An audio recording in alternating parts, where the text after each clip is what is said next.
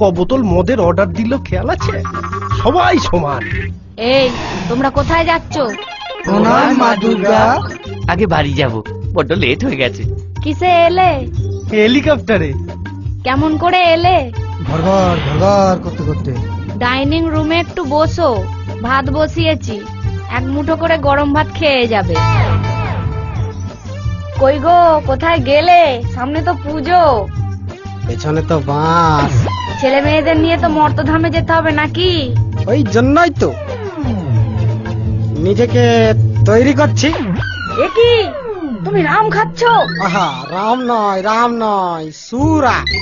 ভুলে যেও না, তোমাকেও মরতে গিয়ে বোতল খেতে হবে। এ ম্যাগো, ছি। ছি নয় পারো, মর্তবাসী সবাই এখন বোতল খাচ্ছে।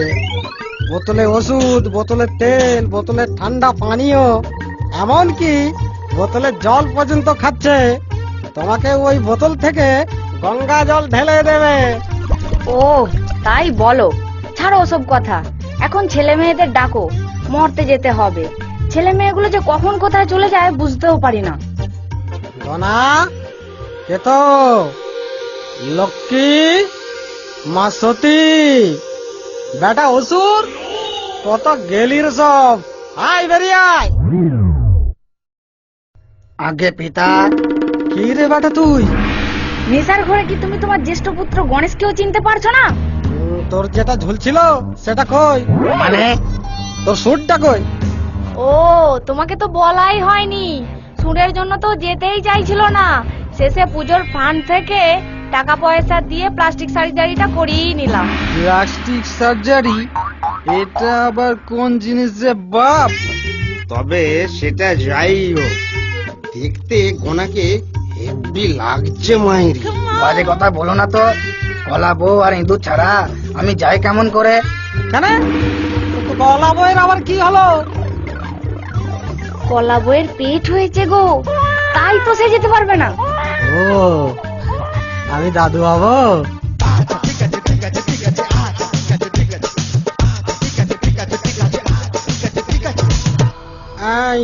এটা কি করে হয় পারো? এই দেবলোকে সবাই আমাকে বাবা বলে জানে, এবার আমাকে দাদু বলে জানবে। আর এটা আমাকে কি মেনে নিতে হবে?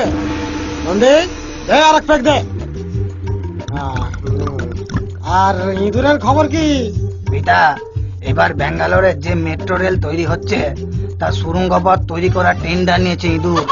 তাছাড়া অভিমান হয়েছে ওর, বলেছে মর্তবাসী নাকি 2 টাকার ইঁদুর মারা বিষ কিনে বলছে আয় বেরিয়ে আয়। আইবেরিয়ায় মরতে এটা আবার কোন জিনিস চালু হলো রে বাপ? শুধু আয় বেরিয়ে নয়, চেটেলে মন্টু কথাটাও রমরমিয়ে চলছে। লক্ষ্মী এবারে চাটাচাটি করতে যাবে বলে তো এক পা বাড়ি আছে। তখন বললাম আমি চাটাচাটি করতে যাব। বাবা, আমি আপনার কথা রাখতে পারলাম না। কেন মা? পয়সা করতে তো তোমার ভান্ডার কানাই কানাই ভরে যায়। ওটাই তো সমস্যা। মূর্তি সারদা কেলেঙ্কারি যা হয়েছে তাতে আমি দেবলোকেও শান্তিতে থাকতে পারবো না। কেন? ওই ভান্ডারের পয়সা কোথা থেকে এসেছে, কোন চিট ফান্ড থেকে এলো, ইত্যাদি প্রশ্নে জেরবার করবে ইডি ও সিবিআই। এতে আমাকেও হয়তো হসপিটাল বা জেল হেফাজতে থাকতে হতে পারে। তাছাড়া পেঁচাও বলল, থাক থাক, আমি বলছি সবাই নাকি লক্ষ্মী ভার চেয়ে পেঁচা ভার করেছে। পয়সার ভারে পেঁচারা রাত ভিড়েতে উড়ে উড়ে পুষ্টি নষ্টি করতে পারছে না। পুষ্টি নষ্টি? এটা আবার কোন জিনিস রে বাপ? হ্যাঁ রে নন্দী ভিঙ্গি, তোরা কথায় কথায় বাপকে ডাকছিস। আমি কি বনের জলে ভেসে এসেছি? আমাকে ডাক বলছি। ভুল হয়ে গেছে মা, আর হবে না। আমার ব্যাপারে নাক গলাস না। তুই যাবি তো চলে যা, মরতে আমি মরতে যেতে পারবো না। ছেলে মেয়েরা পড়াশোনা ছেড়ে চুটিয়ে প্রেম করছে, পরীক্ষার সময় ব্লেড দিয়ে বইয়ের পাতা কেটে টুকরি করছে। আমার শেষ পরিণতি চপের দোকানে ঠোঙা আর চানাচুরের মোড়ক। পড়াশোনার নামে মোবাইল নিয়ে দিন রাত ঘাটাঘাটি, কি বিচ্ছিরি কাণ্ড। ভেরি ভেরি লজ্জা। আর হাসতো ভয়ে জড়ো সড়ো। মরতে এখন বার্ড ফ্লু আর সোয়ান ফ্লু চলছে। পাড়া থেকে সব হাঁস মুরগি ধরে নিয়ে গিয়ে গর্তে পুঁতে দিচ্ছে। তাই হাঁসকে কি আর ছেড়ে দেবে? অত প্রাণীর ঝুঁকি সে নিতে পারবে না। বড় সমস্যা। দে আর এক প্যাক দে। নারায়ণ নারায়ণ নারায়ণ নারায়ণ নারায়ণ নারায়ণ নারায়ণ। বেটা নাড়ু, তোর হাতে ওটা কি? কই কই কই কিছু না তো। কিছু না বললেই হলো। কই দেখি। আগে পিতা তেমন কিছু নয়, ঝাল চানাচুর। ঝাল চানাচুর? এটা আবার কি জিনিস রে মা? নিয়ে আয় আমার কাছে তাড়াতাড়ি। রামকে শেষ করবা আজ এই ঝাল চানাচুর দিয়ে। কোথায় রাম, কোথায় রাম? এ কি রে ওষুধ? এ তোর কি ডিস্কো রোগ হয়ে গেল রে? ডিস্কো রোগ? এটা আবার কোন জিনিস রে মা? চুপ কর, ডিস্কো ফিস্কো নয়। আসল ব্যাপার হলো আমি বহু বছর ধরে সবার তলায় পড়ে আছি। তো সেবারে বিসর্জনের সময় পাঁকে গেলাম গেড়ে, উঠতে দেরি হয়ে গেল, ব্যাস লাগলো ঠান্ডা হয়ে গেল। বস কেন ঝাড়ে?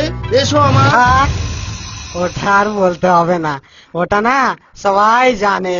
দাঁড়াও, এক পেগ ওষুধ খেয়ে নি। কোথায় রাম? এই তো গেলাম সে। এ কি রাম? বাবা, প্রসাদ যেন পাই, অনেকদিন ও হয়নি মাইরি। তোকে ভাবতে হবে না, মরতে ঢালাও পাবি। তাহলে আমাকে একটা টেট ব্যাগ দিলেই আমি যেতে রাজি আছি। কেন? কেন? মায়ের ওই জং ধরা ত্রিশূল বল্লমটা এক নাগাড়ে 4 দিন ধরে গাঁথা থেকে পিঠে নাশ হয়ে গেলে তখন আমায় কে সামলাবে? তবে ওই ময়ূর বেটার স্বভাবটা একটু বদলাতে হবে। আমার গলার সাপটার দিকে এক দৃষ্টে তাকিয়ে থাকে, যেন সারা বছর কিছু খায়নি। আচ্ছা আমি যাবো। ঠিক আছে।